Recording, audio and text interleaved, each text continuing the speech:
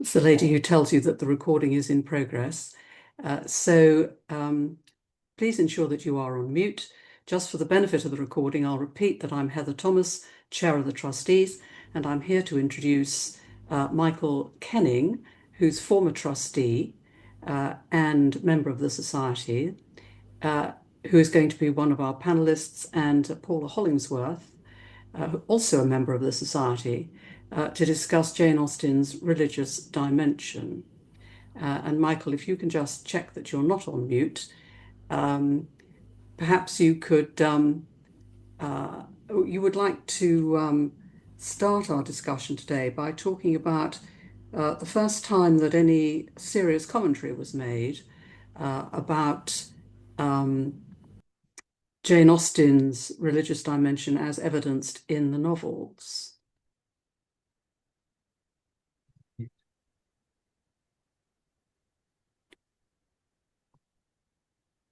Michael, are you there? Right. Can you Oh, all hear? yes.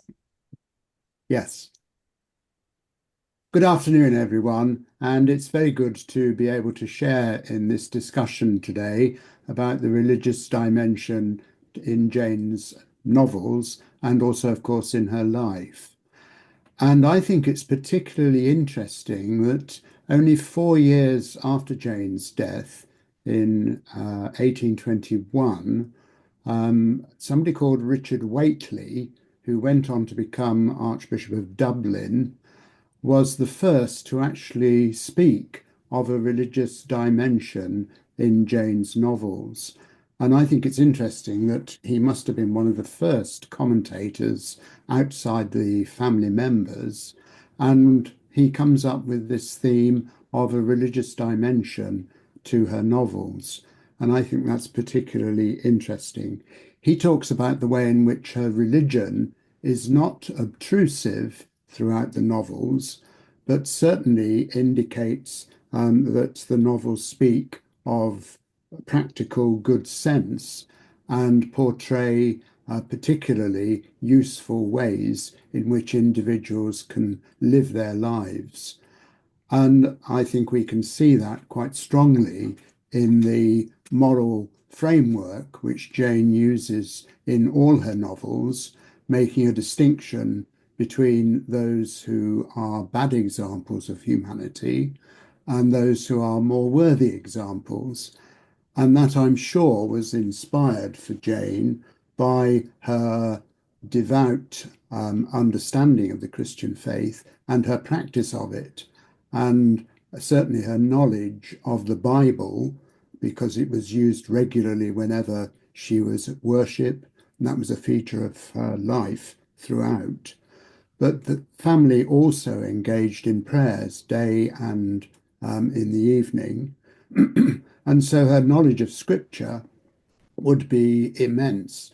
And I'm sure that helped her to realize that certain aspects of scripture do point to the distinction between bad behavior and good behavior. We can think of the way in which Jesus spoke of the way in which both righteous and unrighteous will have the sun shining on them, and of the way St. Paul speaks of the distinction between the works of our lower nature and the works inspired by the Holy Spirit. And I think we can see that in the way in which Jane presents heroes with worthy qualities and others with less than worthy qualities.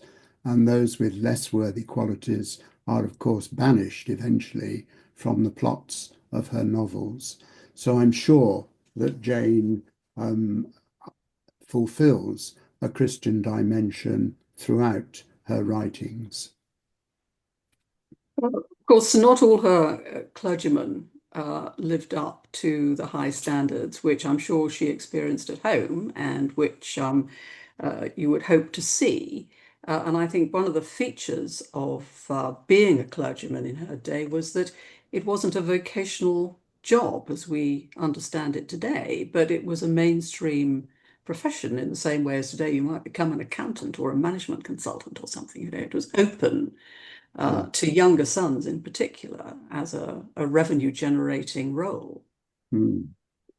But I think it's interesting that Jane presents no less than 12 clergy throughout her six main novels, but she only pokes fun at three in particular: Dr. Grant, Mr. Collins, and Mr. Elton. And I reckon that 3 out of 12 indicates that possibly, maybe, hopefully, the other nine were very faithful clergy. Um, but having said that, even Mr. Collins, though we probably don't admire him, he was pretty faithful about writing sermons. So he may have been, very obsequious and not a very pleasant person. I still think there are certain elements there which made him faithful to the vocation of a priest. And then, of course, looking at Edmund Bertram, he must be the model example of what a clergyman should be about, how their ministry should be developed within the parish and through acts of worship. So I think there is a balance there between those who see ministry purely in practical terms and those who see it in more vocational terms. But Paula may have more to say on that as well. Yes, I mean, I think there was sort of quite a change through the 18th and 19th centuries. During the 18th century, the value of tithes went up, so becoming a clergyman was a more respectable thing to do. But at the same time, one of the consequences of that was that life was more difficult for the landed gentry. And so, in order for all of their sons to remain gentlemen, one of the possible roles was as a clergyman, hence the possibility of being a clergyman, from the status of being a gentry, and still continuing very much the role of the role of a gentleman within that. But once we are getting into the 19th century, um, um, and the beginnings of the changes, which I very much see reflected in Mansfield Park, which we'll be exploring later, I think a sense of the vocational is returning. With the rising of the middle and the professional classes, I think that influences in many aspects of the church people's expectations of clergy. And I think in the words that Jane puts into the mouth, yes, of Edward, then that very much would be reflected. She has a lot of fun with Mr. Collins and with Mr. Elton, but she has fun, makes fun of them personally, doesn't she? She doesn't mock the devout side of their life, the religious side of their No. life. Where, I mean, one of the questions to ask is, where do we see them? We never see them in church. No. Church services are hardly referred to, assumption that they're happening. Famously, Pride and Prejudice begins, or at least the 1995 dramatization begins, with the family, walking home from church. Reference is made to Emma's marriage service in church. But other than that, it, no. And so she's not mocking them I think, in their religious role. She's primarily mocking them, I think, where she is mocking them in their social role. And I think one of the other consequences of the end of the Reformation was that many of the livings were put in the hands of the landed gentry. I think by the time of Jane Austen, about half of the livings were the responsibility of the landed gentry. Hence the obsequiousness that Mr. Collins shows to Lady Catherine, and maybe Jane is critiquing that as well in her portrayal of Mr. Collins. Yeah.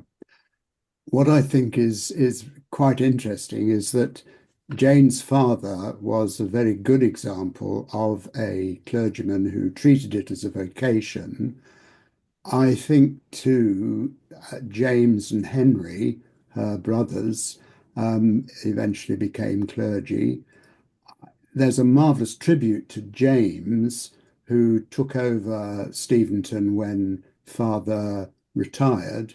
There's a marvelous tribute to him in Steventon Church, speaking of the way in which he treated the local community with great respect and kindness.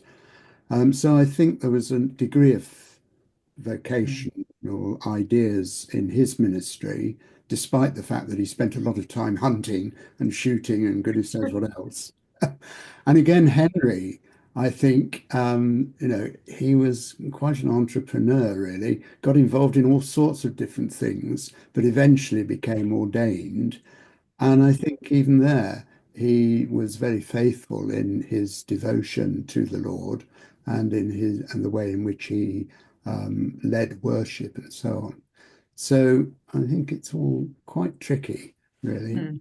And what I think is And interesting is that, Jane was probably aware that one of the canons of the Church of England, one of the articles, article number 26, which is there in the back of the Book of Common Prayer, which Jane would have used with some regularity, she would have seen in article 26 that any unworthiness in a minister could still be accepted despite the fact that they were called to holiness and to do holy things.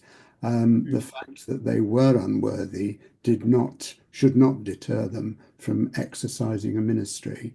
So I think, that probably allowed Jane to present clergy such as Mr. Elton, Mr. Collins, and the rather greedy Dr. Grant.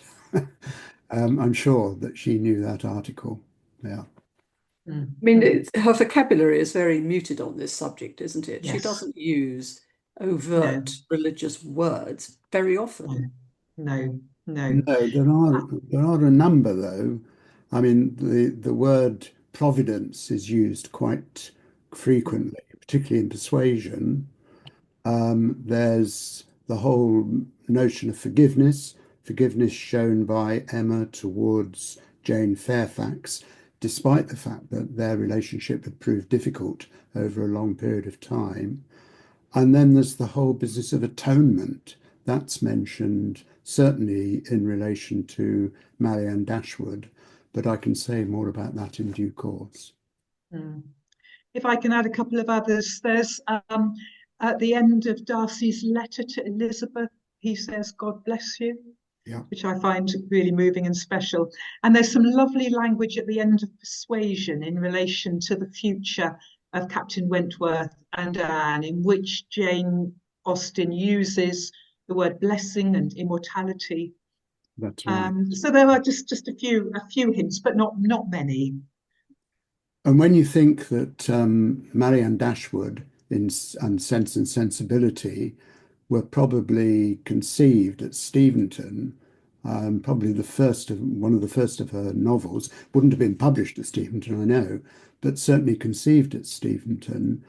And yet Jane presents Marianne coming to terms with Willoughby's desertion and the subsequent pneumonia that Marianne has to face. But when Marianne comes to terms with it, she speaks of the way in which she has had time, is surprised that she's had time to express atonement to God, and that any remembrance of Willoughby would be, she said, regulated and checked by religion. Now, I think that again indicates just how serious Jane is about religious ideas in the novels. We ought to talk about Mansfield Park. I know it's not everybody's favourite novel. It's my second favourite novel, however, so I was constantly sticking up for Fanny Price wherever I go. Fanny Price is described as very religious by all people, for heaven's sake. Henry Crawford, who not himself exactly a peon of any kind of decent behaviour, Christian or otherwise. And it is, of course, a great confrontation I see in that novel between Edmund, on the one hand, as a second son, but definitely vocationally pulled towards the church, as I see it, as against, the woman with whom he becomes infatuated, Mary Crawford, who challenges him in a really quite aggressive way particularly for the time, I think, about his choice and how very disappointed she is that he's going down that route. So we have a clash here. And of course, she's London-based and quite a superficial person in many ways. You know, there he is in the countryside looking forward to this rural ministry. What do you think Jane was telling us here? Paula, I'm going to ask you first. Well, can I sort of step aside and just paint a broader picture of Mansfield Park initially, and then sort of come back to those points? I think Mansfield Park is a profoundly religious book. Tony Tanner, who writes a commentary in one of the Penguin editions, describes Fanny Price as saving Mansfield Park. He talks about her suffering for righteousness' sake. He spells righteousness with a capital R.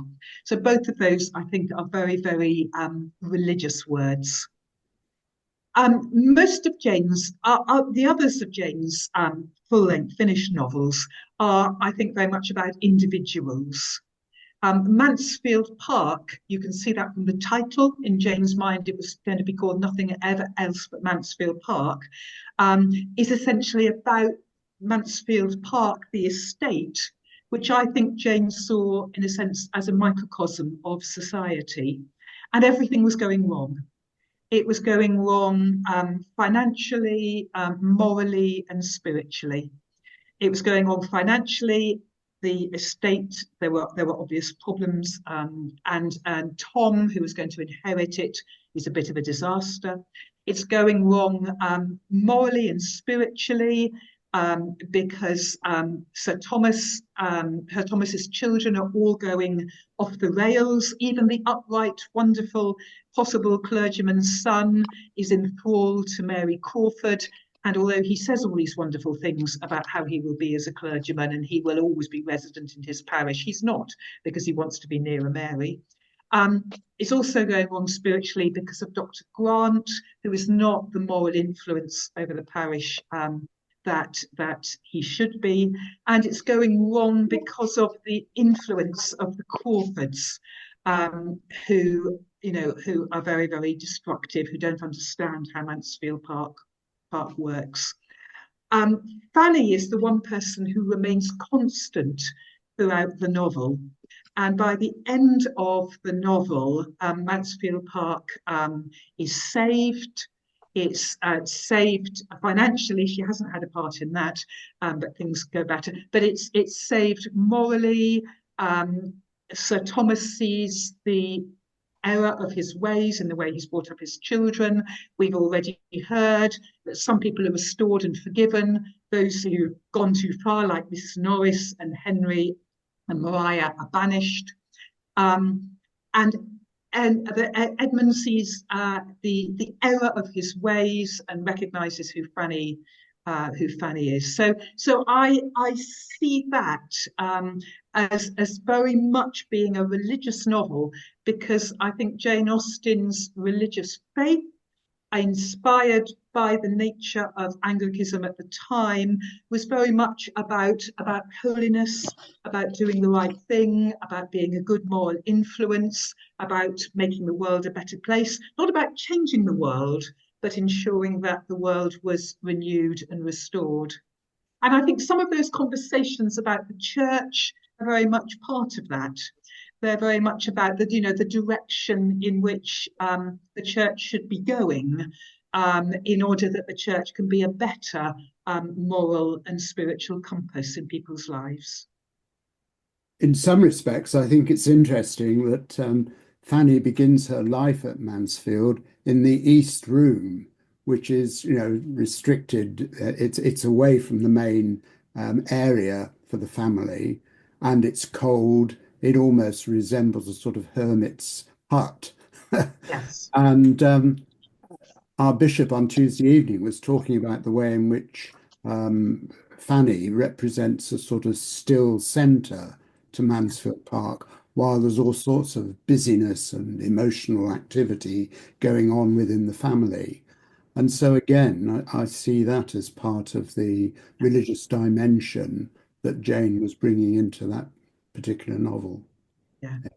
I So I think, think Paula, this, your reference to doing the right thing is very interesting, because very early on in the novel, when Sir Thomas Bertram is talking to Mrs. Norris about bringing Fanny into the family in the first mm, place when she's just mm, 12, he says explicitly to Mrs. Norris, talking about how they would deal with her and how they would treat her, the most important thing is that, we have to decide what is the right thing to do.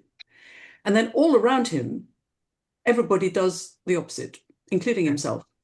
yeah, Um, it's, you could take that as a sort of touchstone for the novel, and then yeah, mark everybody else's homework mm, against his yeah, his very early mm, remark in the mm, book. Yeah. I mean, mm. I agree with you completely that that is a key tenet to the novel, and only One of, Fanny passes the test, of course. mm. One of the criticisms of Fanny is that she's charmless. But of course, charm is something that people who don't have the virtues, in a sense, use to, disguise and pretend. So Henry comes across as really charming and very, very attractive. But actually, of course, in a sense, morally, there's very little there.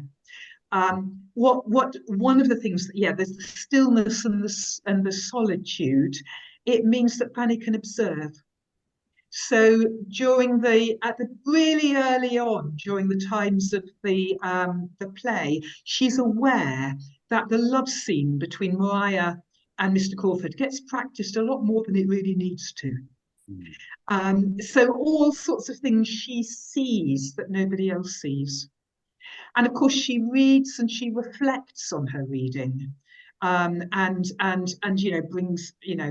brings all of that in. So yes, I think the stillness, the solitude. Yes, she starts off very timid, but that also, I think, leads into a sense of humility. But I think the key thing about Fanny is her constancy, that she remains true to who she is, and she does not accept Henry Tilney's engagement, and she has to go against everybody, including her beloved Edmund in doing that. But of course, finally, she wins through. Michael, do you have something to add to that in terms of Uh, the- Fanny's role as cipher? no, I think Paul has summed it up jolly well when she talks about as she spoke about the way in which she was able that Fanny was able to reflect on all that was going on. I think that was part of it, certainly, definitely. Mm. Mm, Mm. yeah. I think Reflection. I was going to say, although she is very timid and physically not robust, unlike Emma, of course, in the previous work, Mm. who says airily, "Oh, I'm Mm. never ill." Um, Fanny's actually as tough as old boots, isn't she? Because Mm, mentally, she has to resist and put up with so much all around her, Mm. apart from Edmund, and then Mm. eventually even Edmund deserts her as he Mm. becomes Yeah. infatuated Mm. with Mary Crawford. Mm. And then Mm. she's set upon by Henry Crawford as if every time you think it couldn't get any worse for her, it does get worse. Edmund deserts her, then Henry's after her, and then even Edmund thinks Mm. it's a good Mm. idea that she Mm. should marry Henry. I mean, for heaven's Mm. sake, um, what did he think he was doing? But I Mm. do find it is, people do have trouble liking Fanny. That is true, I think. Mm. mm. Uh, Let's remember that Jane Austen calls her my Fanny. Yes. What a lovely tribute to her. And just what you were saying about the sort of physical and the suffering. What a contrast with Emma. One of Emma, handsome and rich. One of the things that Jane Austen notes on the first page of Emma is that Emma hasn't suffered. Mm, yes. And perhaps Emma needs to suffer in order to teach her to reflect and to change and to grow. Yeah. And in my understanding, that reflection, changing and growing, I think is really important. It's important, I think, as a religious element within Jane Austen. She refers to the importance of reflection in her prayers that we believe that she's written. And so Emma has to suffer a bit. She doesn't suffer enormously, but suffer a bit and be challenged and have things go wrong for herself. before she can begin to learn to reflect and grow and change, and then become a more significant moral leader in the community than she's been so far. She's certainly challenged by Mr. Knightley, particularly over her behaviour towards Miss Bates. Yeah. Yeah. And Emma really, has to think it through very carefully. Yes. Yeah. Yeah. One of the things I find very poignant about Mrs. Bates and Miss Bates was that Jane Austen, of course, was Jane Austen's mother was a clergy widow, and they weren't very well off. But for all the events that made it possible for their brother Edward, her brother Edward, to give them the cottage at Chawton, they might have been a Mrs. Bates and a Miss Bates. So I think there's something quite poignant in that when you think about those characters. Yeah. I mean, Emma certainly has to confront the demolition of her opinion of herself as, this manipulator of other people's lives, and how expert she was at selecting people who would go together and what their emotions were. I mean, she's obviously completely mortified at the picnic, but at every turn, she makes errors and has to come to terms with them in a very, for her, I think, very painful way, because she's never previously had to acknowledge any fault in herself, never been challenged in that way before. So I think it's hard to feel sorry for Emma in a way, because she is so privileged. But on the other hand, in her terms, it must have been agonizing for her to be brought down from the pinnacle on which she had put herself and her father had supported her, and only Mr. Knightley, bless him, chips away at it. Yeah. And I want to suggest that Mr. Knightley, in a sense, has the moral lead in the community, which Mr. Elton, the clergyman, perhaps should have had. Yeah. But he doesn't have it, but somebody else has it. Mr. Knightley has it. So perhaps Mr. Knightley, morally in that community, has that role. And that process of self-examination, which we see taking place in Emma, must really, I think, have been inspired by Jane from her own spiritual practices. When you think she was given, at the time of her confirmation, a copy of William Vickers' Companion to the Altar, which included some meditations and encouraged the whole practice of self-examination each day, one can see that being played out not only in Emma, but in other characters in the novels. Catherine Morland, for instance, has to be turned away from delusion and fantasy about Northanger Abbey. And we can see that in a number of other characters as well.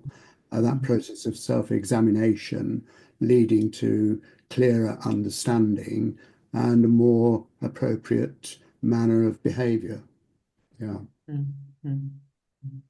Yes, it is at the heart of Pride and Prejudice, isn't it? That turning point of the big letter delivered at Hunsford is the start of both those characters re-examining their previous behaviour and judgments, and Elizabeth Bennet equally mortified actually by her own errors once she's in a position to think calmly about it. Never knew myself, she says. And I think that's very Darcy, telling. I agree. Darcy in the near the end, he also, talks about, how her words to him really, shook him, and how he's thought about them and really sought to change as well. So I think, I would say that in all of the novels, the importance of reflection and change.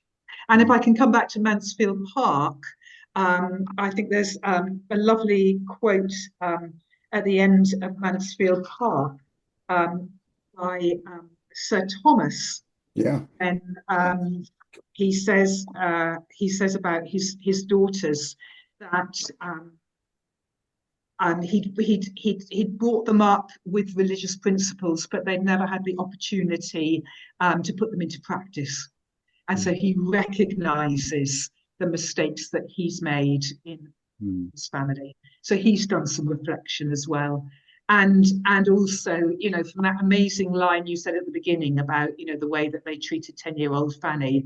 He now says Fanny is the daughter. He realized that Fanny is the daughter he always wanted.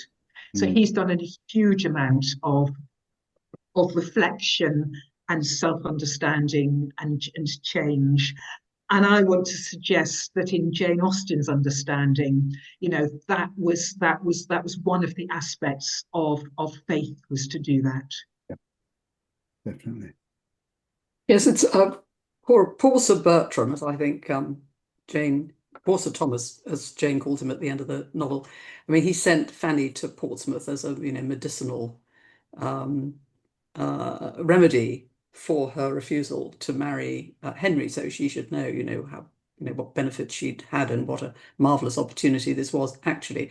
But of course, once she leaves Mansfield, that it quivers without her, and it's really a medicinal project on the people she's left behind, that Yeah. they begin to realize how important she has been to the fabric of the property.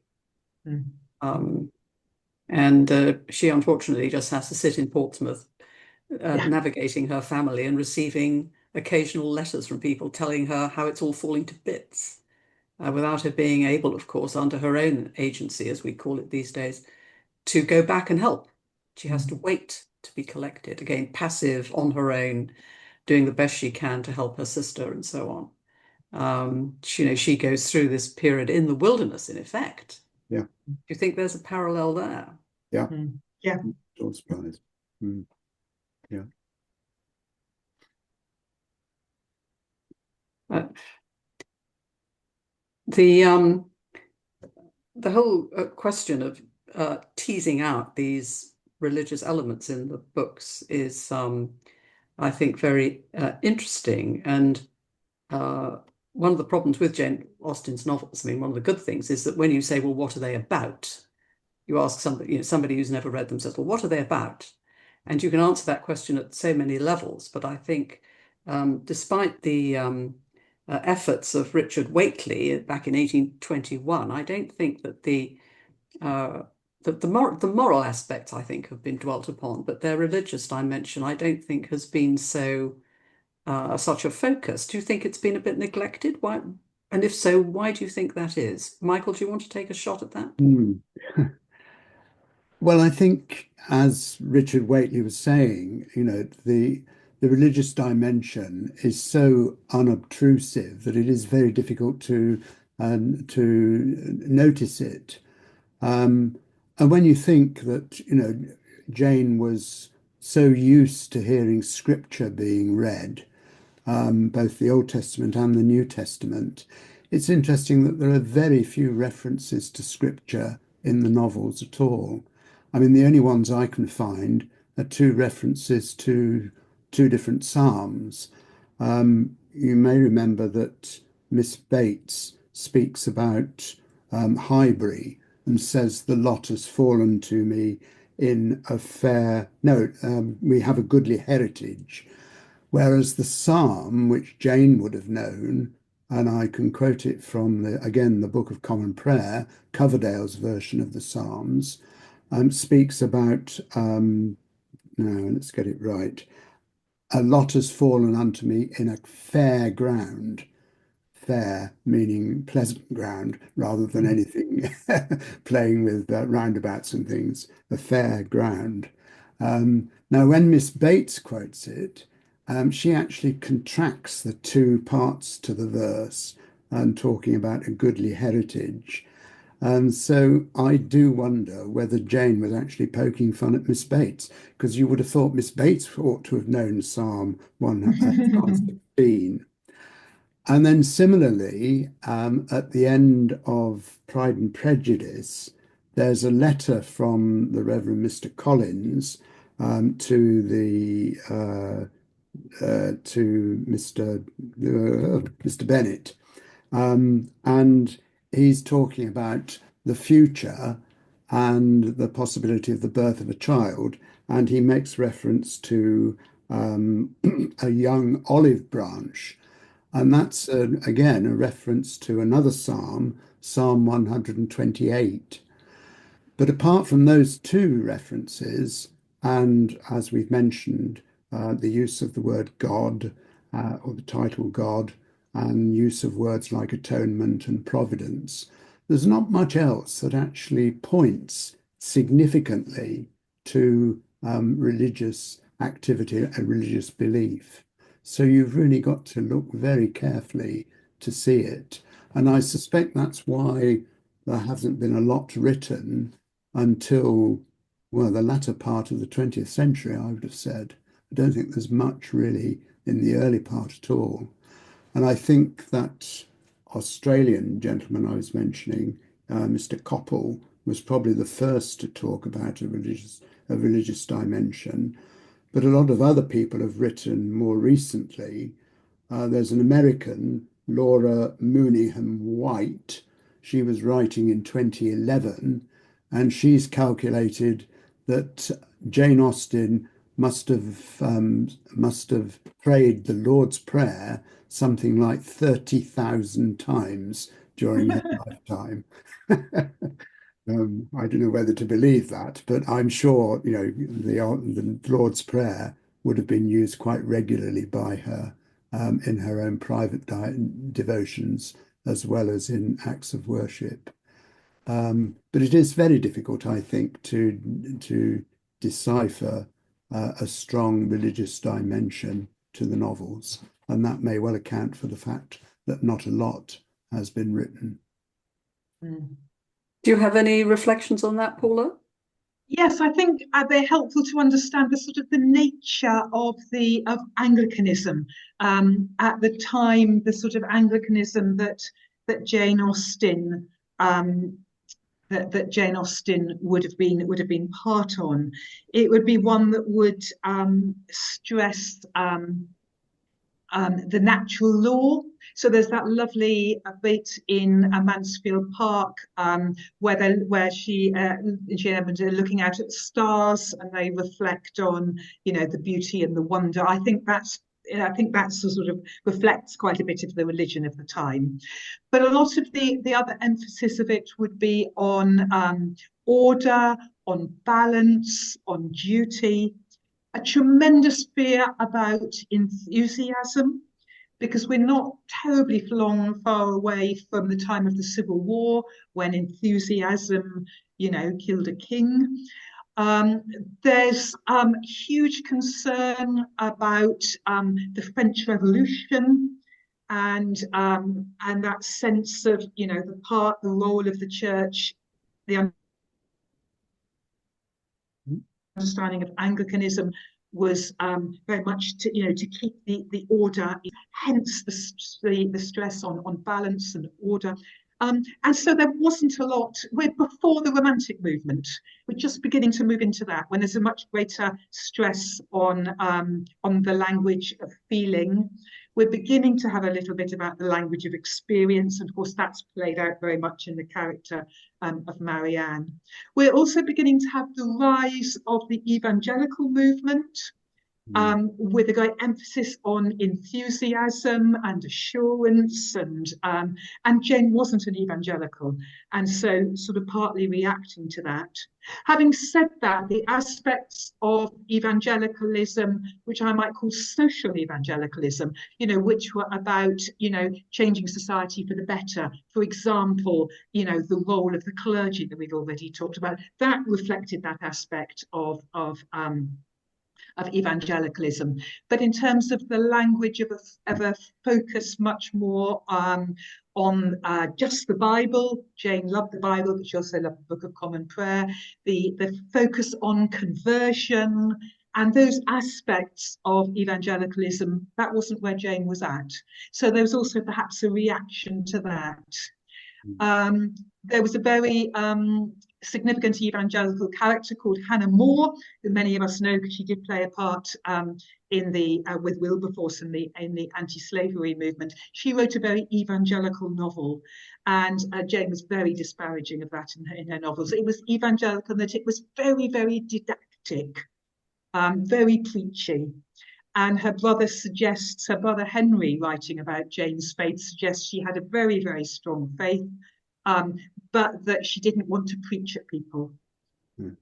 I think So that's I think important. Yeah. there can be lots within understanding the nature of the church and the culture of the time, which can explain how somebody, perhaps, of a very deep faith, might not be as explicit as maybe we would expect them to be today. It's one of our participants has pointed out in the chat that she wasn't writing Pilgrim's Progress. That was not No, what she was doing. yes, I, yes. I'm conscious I want to leave some time for questions, and we're not recording the questions and answer session. So I'm actually going to turn the recording off now, and say goodbye to the people who've been listening to the recording in the future. Thank you very much.